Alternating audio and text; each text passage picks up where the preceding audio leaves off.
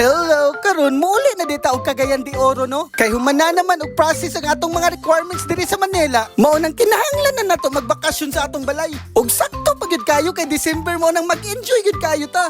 Kay lami naman kayo ikaon og lechon karon mo nang niadto na dito sa market para makapalit ta para sa atong lechon belly. Gapanikad gyud ko ani atong buhaton karon guys oy kay 2 months kayo ko dito sa Manila unya ginahan na kay kumukaon. Daghan man po'y mga baligya dito ng mga lechon belly pero lahi ra pud nang ikaw gyud magluto. Kay kung ako ang magluto ani dili gyud na ako natipiron kay mao gyud ni nagpadala og kalami sa atong lechon. Nya kay humana naman pud ang atong medical mo nang pwede na pud ta mag-happy karon.